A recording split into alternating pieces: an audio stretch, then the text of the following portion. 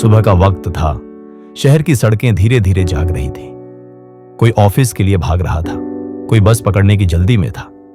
इसी भीड़ के बीच एक पुरानी इमारत के नीचे फुटपाथ पर बैठा था रामू, एक भिखारी।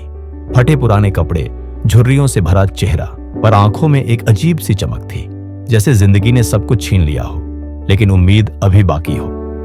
रामू हर आने जाने वाले को मुस्कुराकर देखता और कहता, भैया कुछ दे सको तो देना, वरना एक मुस्कान ही काफी है।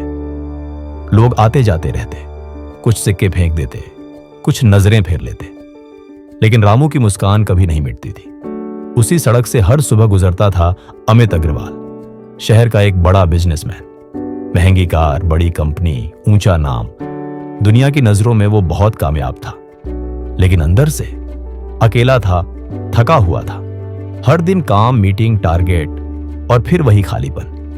एक दिन अमित की नजर उस भिखारी पर पड़ी। रामू उसे देख मुस्कुराया और बोला, भैया भगवान आपको हमेशा खुश रखे। अमित ने बिना कुछ कहे गाड़ी बढ़ा दी, पर मन में उस मुस्कान की गूंज रह गई।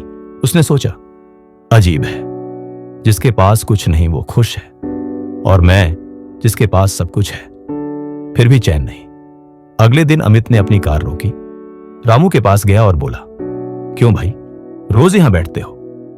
रामू हंसते हुए बोला, हाँ भैया, यही रोज दुनिया को आते जाते देखता हूं। कभी कोई मुस्कुराकर जाता है, कभी गुस्से में, पर मैं सोचता हूं किसी की मुस्कान छिन न जाए, इसलिए मैं हर किसी को एक मुस्कान दे देता हूं। अमित कुछ पल चुप रहा, फिर जेब से कुछ पैसे निकाले और रामू के हाथ में रख दिए। रामू बोला, धन्यवाद भैया, पर मुस्कान मत भूलिएगा, क्योंकि पैसों से पेट भरता है, मुस्कान से दिल। अमित पहली बार दिल से मुस्कुराया, और शायद उसी दिन उसके भीतर कुछ बदल गया। अब वो रोज रामू से मिलने लगा, कभी 2 मिनट बात करता, कभी सिर्फ मुस्कुरा देता। वो समझने लगा था कि खुशी चीजों से नहीं, नजरिए से मिलती है। एक दिन अमित की कार ठीक उसी जगह खराब हो गई। रामू दौड़कर आया और बोला, भैया आप बैठिए, मैं धक्का लगाता हूं। अमित बोला, अरे नहीं, तुम रहो, मैं देख लूंगा।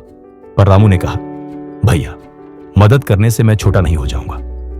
वो पूरी ताकत से कार को धक्का लगाता रहा। आखिर कार साइड में लग गई। अमित ने उसे पैसे देने चाहे, पर रामू बोला, आज मैंने काम किया है भैया, भीख नहीं मांगी। उस पल अमित की आंखों में आंसू थे। उसने महसूस किया जिसे वो भिखारी समझता था, असल में वही इंसान अमीर था, दिल से अमीर। कुछ हफ्तों बाद रामू कई दिनों तक दिखा नहीं। अमित बेचैन हो गया। आखिर पूछताछ करने पर पता चला कि वो बीमार है, पास की एक झोपड़ी में पड़ा है। अमित दौड़कर वहां पहुंचा। रामू बिस्तर पर लेटा था, सांसें धीमी थी। अमित ने उसका हाथ पकड़ा और बोला, रामू तुम ठीक हो जाओगे, मैं डॉक्टर बुलाता हूं। रामू मुस्कुराया, भैया अब वक्त ज्यादा नहीं बचा, पर चिंता मत करो, मैं खुश हूं, क्योंकि मैंने जिंदगी मुस्कुराकर जी है। अमित की आंखों से आंसू बह निकले। रामू बोला, भैया याद रखना, जब वक्त तुम्हारा साथ न दे तो मुस्कुराते रहना, वक्त भी झुक जाएगा।